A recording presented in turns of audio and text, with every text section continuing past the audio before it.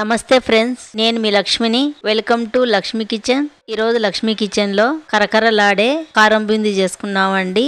మనం చేసే కారం బూందీ కొంతమంది చేయనీకి చాలా కష్టపడుతుంటారండి.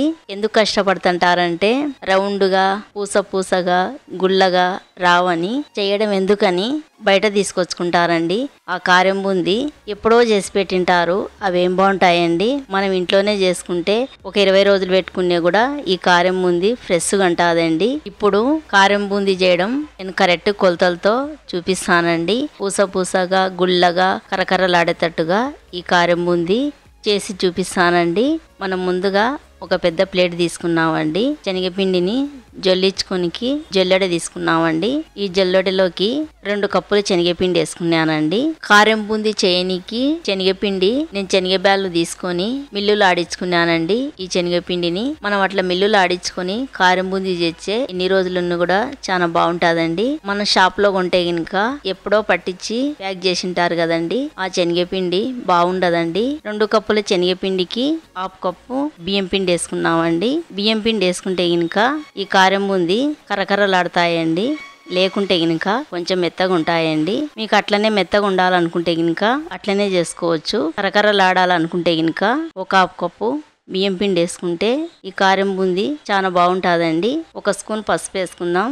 1 స్పూన్ సాల్ట్ వేసుకున్నాం. 1 స్పూన్ వంట సోడా వేసుకున్నాం. ఇప్పుడు పిండిని ఇవన్నీ వేసినాం కదండి, జొల్లి పట్టుకున్నామండి. పిండిని చూడండి, జొల్లి పట్టింటే పిప్పి లాంటిది ఇది వచ్చిందండి. ఇది పక్కన వేసుకుందాం. జొల్లి పట్టిన శనగపిండిని ఒక గిన్నెలోకి మార్చుకున్నామండి. ఇప్పుడు పిండిని కలుపుకున్నామండి. పిండి కలపనికి నాకు 2.5 కప్పు వాటర్ పట్టిందండి. 1 స్పూన్ తీసుకొని పిండిని కలుపుదామండి. శనగపిండిని నిదానంగా ఉండలు లేకుండా కలుపుతూనే ఉన్నామండి 1 నిమిషం పాటు. మనకు పిండిలో వాటర్ సరిపోకపోతే గినక కావాలంటే గినక మీరు ఇంకొక 1/2 కప్పు అయినా పెంచుకోవచ్చండి. పిండిని పట్టించి వాటర్ పడతాయండి. నాకైతే గినక 2.5 కప్పు పట్టింది. పిండి ఉండలు లేకుండా బాగా కలిపినానండి. చూడండి ఎంత బాగా కలిపినానో. పిండి జారుడుగా ఉండాలండి. మరి గట్టిగా ఉండకూడదు, మరి పతలాంగా ఉండకూడదు. కొంచెం జారుడుగా అంటే గినక పిండి వేసేటప్పుడు బాగా పడతాయండి. చూడండి, 1 గంట తీసుకొని పిండిని చూపిస్తున్నాను నేను ఎంత బాగా కలిపినానో. అలాగనే మీరు కూడా కలుపుకోవాలండి. పిండిని ఈ గిన్నెను పక్కన పెట్టుకున్నామండి. ముందుగా గ్యాస్ ఆన్ చేసుకున్నాం. ఆన్ చేసుకున్న తర్వాత బాండిల్ని పెట్టుకున్నామండి. ఈ బాండిల్లోకి ఆయిల్ వేసుకున్నాము. ఆయిల్ వేడి చేసుకున్నామండి.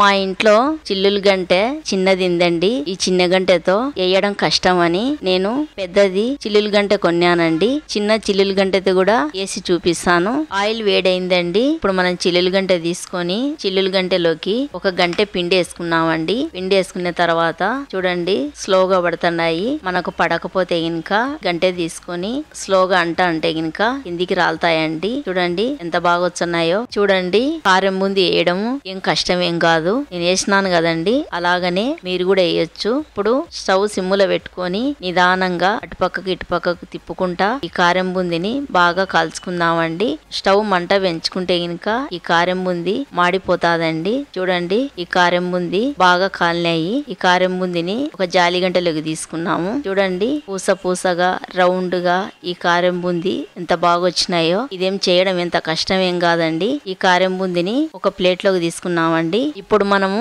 ఇంకొక వాయి వేసుకున్నామండి. గంటెకు ఎనికి పక్కకు పిండి ఉంది కదండి, ఆ పిండిని చేత తీసేసుకున్నామండి. అట్లనే వేసుకుంటే గినక కారం బూందీ సరిగా పడదండి. ఇప్పుడు నేను మళ్ళీ ఇంకొక గంటె పిండి తీసుకొని ఈ కారం బూందీని మళ్ళీ వేసుకుంటున్నానండి. ముందు ఎలాగ కాల్చుకున్నామో ఇప్పుడు కూడా అలాగనే కారం బూందీని కాల్చుకున్నామండి. ఇప్పుడు చిన్న చిల్లులు గంట ఉంది కదండి, ఆ గంటెతో కారం బూందీని వేసి చూపిస్తానండి. చూడండి, 1 గంటె పిండి తీసుకొని చిల్లులు గంట మీద వేసినాను. ఇవి స్లోగా పడుతున్నాయండి. ఈ చిల్లులు గంటతో చేసుకోవడము టైం ఎక్కువ పడుతుందండి.